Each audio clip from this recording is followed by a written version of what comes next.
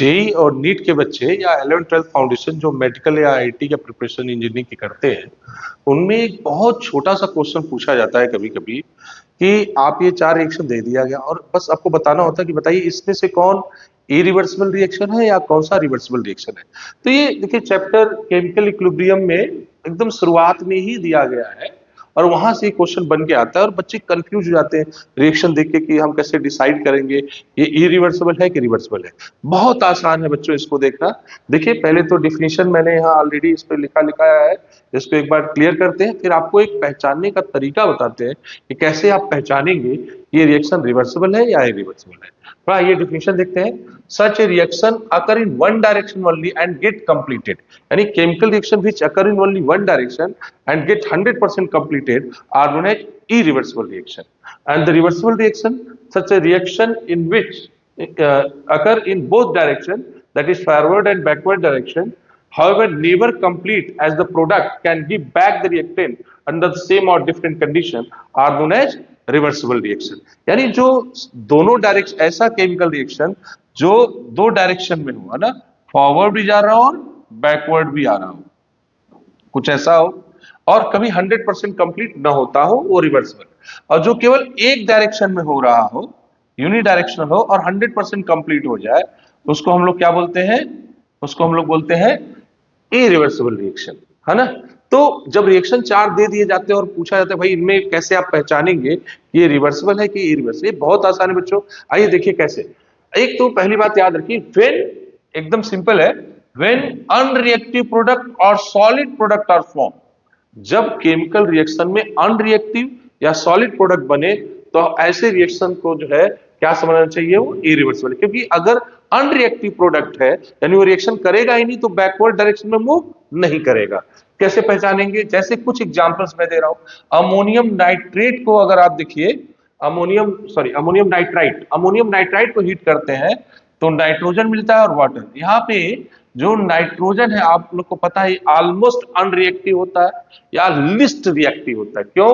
क्योंकि नाइट्रोजन में ये जो ट्रिपल बॉन्ड है ना, इसकी बॉन्ड स्ट्रेंथ यानी बॉन्ड एनर्जी बहुत बड़े ज्यादा हो जाती है और इस बॉन्ड एनर्जी बहुत ज्यादा हो जाने के कारण ये लिस्ट रिएक्टिव होता है। ठीक है।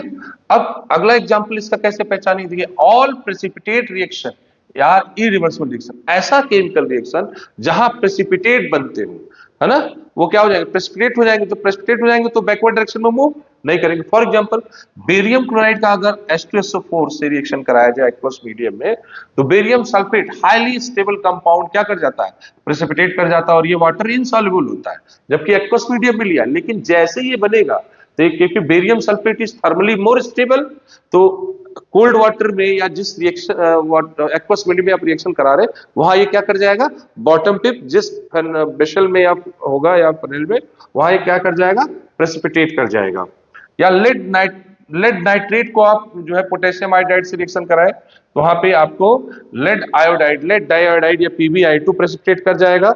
और पोटेशियम नाइट्रेट ये क्या एक आयनिक कंपाउंड है जो कि काफी स्टेबल होता है ना, थर्मली स्टेबल होता है, इसलिए ये बैकवर्ड डायरेक्शन में मूव नहीं करेगा। यानी दो बातें हमने समझी कि अनरिएक्टिव प्रोडक्ट या सॉलिड प्रोडक्ट बने तो हम उसे क्या मानेंगे? वो इरिवर्सिबल रिएक्शन है ना। एक और पहचानने का तरीका है कि जो न्यूट्रलाइजेशन रिएक्शन होते हैं वो भी इरिवर्सिबल रिएक्शन के एग्जांपल होते हैं, जैसे H2SO4 और पोटेशियम हाइड्रोक्साइड। अब यहाँ पे एसिड बेस रिएक्शन हुआ, सॉल्ट एंड वाटर। तो जब कभी भी strong mineral acid mineral base के रिएक्शन करते, खास तौर से mineral acid, organic acid base हम नहीं कह रहे, हम बात कर रहे हैं मिनरल एसिड बेस या इनऑर्गेनिक एसिड बेस जब रिएक्ट करेंगे तो वो सॉल्ट एंड वाटर बनाएंगे। और सॉल्ट वाटर जैसे बना तो ये सॉल्ट क्या हो गया? स्टेबल है, ये जो है उसी बॉटम में क्या करेगा? प्रेसिपिटेशन के फॉर्म में बैठा रहेगा, है ना। तो ये रिएक्शन भी क्या हो गया? इरिवर्सिबल। तो 3 तरह के रिएक्शन हमने पढ़े जो अभी क्या है? इरिवर्सिबल। एक जब अनरिएक्टिव प्रोडक्ट बने, एक जहां प्रेसिपिटेट बने और एक जब न्यूट्रलाइजेशन रिएक्शन हो। तो तीनों पहचानना बहुत आसान हो गया। अनरिएक्टिव प्रोडक्ट बने या नॉन रिएक्टिव प्रोडक्ट बने या न्यूट्रलाइजेशन हो या प्रेसिपिटेशन हो। अब देखिए एक और है इसी में, रिडॉक्स रिएक्शन। जब कोई मिनरल एसिड बेस रिएक्ट करे या कोई सॉल्ट आपस में रिएक्ट करे, जहां पे कोई सॉल्ट रिएक्शन ऐसे कर रहे हैं तो यहां पे रिडॉक्स, एक कोई ऑक्सीडाइज हो रहा है और कोई एक रिड्यूस। जैसे यहां आयरन देखिए +3 फेरिक है और यहाँ फेरस हो गया, यानी ये रिड्यूस्ड हो गया। ये +2 में स्टेनस है, ये स्टैनिक हो गया +4, यानी ये देखिए ऑक्सीडाइज हो रहा है, ठीक है, ऑक्सीडेशन हो रहा है, और आयरन के क्या हो रहा है, रिडक्शन। तो जो रिडॉक्स रिएक्शन है वह भी कौन से रिएक्शन होंगे, इरिवर्सिबल रिएक्शन होंगे। या जितने कंबशन रिएक्शन है, अगर आप जैसे कंबशन ऑक्सीजन की प्रेजेंस में किसी मेटल को आप जला रहे हैं तो मेटल ऑक्साइड मिलेगा आपको, जैसे आप मैग्नीशियम को जलाया तो मैग्नीशियम ऑक्साइड। तो आपको ये 5 तरह के रिएक्शन अपने दिमाग में रखने हैं। एक, जब अनरिएक्टिव प्रोडक्ट बने तो इरिवर्सिबल होगा। दूसरा, जब प्रेसिपिटेट बन रहा हो तब इरिवर्सिबल होगा। या जब कभी न्यूट्रलाइजेशन रिएक्शन होगा, एसिड बेस, वो भी इनऑर्गेनिक एसिड बेस अगर है तो वहां पे सॉल्ट एंड वाटर, वो इरिवर्सिबल होगा। चौथा आप याद रखेंगे, जब रिडॉक्स रिएक्शन है वो भी क्या होगा, इरिवर्सिबल होगा। And the last, combustion reaction, ये सभी क्या होंगे, इरिवर्सिबल। बच्चों अब इन रिएक्शन को छोड़ करके जो भी रिएक्शन बच जाएगा वो क्या हो जाएगा, रिवर्सिबल, है ना। तो उसमें कुछ एग्जांपल्स यहां दिए गए हैं रिवर्सिबल में। जैसे देखिए, नाइट्रोजन जब ऑक्सीजन से रिएक्ट करके नाइट्रोजन मोनोऑक्साइड या एनो नाइट्रिक, हम इसको नाइट्रिक ऑक्साइड भी कहते हैं, बना रहा है ना। तो ये क्या है, रिवर्स। ये बहुत, नाइट्रोजन लिस्ट रिएक्टिव होता है, लिस्ट रिएक्टिव रिएक्शन स्लो करेगा, जब प्रोसेस स्लो होगा तो क्या हो जाएगा, इरिवर्सिबल। सिमिलरली वाटर, जब वाटर जो है, वाटर के साथ आयरन को लेंगे यानी ट्रांजिशन मेटल को, तो transition metal are least soluble in water. तो अब यहाँ पे अगर वो लिस्ट सॉल्युबल अगर यहाँ पे आ रहा है तो यहाँ पे ऑक्सीडेशन रिडक्शन रिएक्शन यहाँ भी हो जाएगा। लेकिन ध्यान देने वाली बात ये क्या है, ये ट्रांजिशन मेटल है, transition metal are least soluble in water, ठीक है। तो यहाँ पे अच्छा, जब जो ट्रांजिशन मेटल जब आयनिक फॉर्म में जाते हैं, यहाँ क्लियर कर लीजिए कि आयनिक फॉर्म में यानी उन पर उनका न्यूक्लियर इफेक्टिव चार्ज, प्रोटॉनिक चार्ज उन पे अगर बढ़े तो उनकी वाटर सॉल्युबिलिटी ज्यादा होती है। लेकिन आयरन यहाँ क्या है, 0, अभी ऑक्सीडेशन नंबर इसका क्या है, 0। तो ये लिस्ट सॉल्युबल होगा। तो जब लिस्ट सॉल्युबल है यानी प्रोसेस स्लो है तो क्या हो जाएगा, वो रिवर्सिबल, यानी ये भी रिवर्सिबल हो जाएगा, ठीक है। तो अब और भी कुछ एग्जांपल दिए गए हैं। Vaporisation of water in open flask is irreversible, है ना, इरिवर्सिबल के लिए।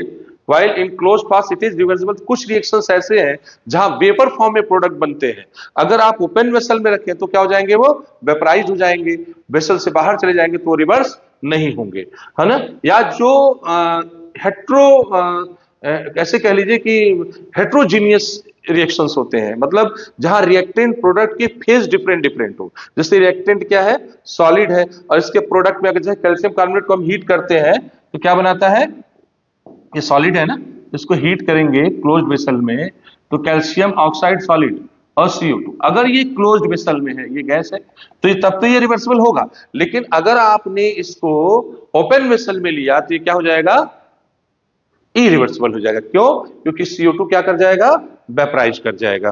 तो इस तरीके से हम बहुत आसानी से पहचान सकते हैं कि कौन सा रिएक्शन इरिवर्सिबल है और कौन सा रिएक्शन रिवर्सिबल है। Thank you.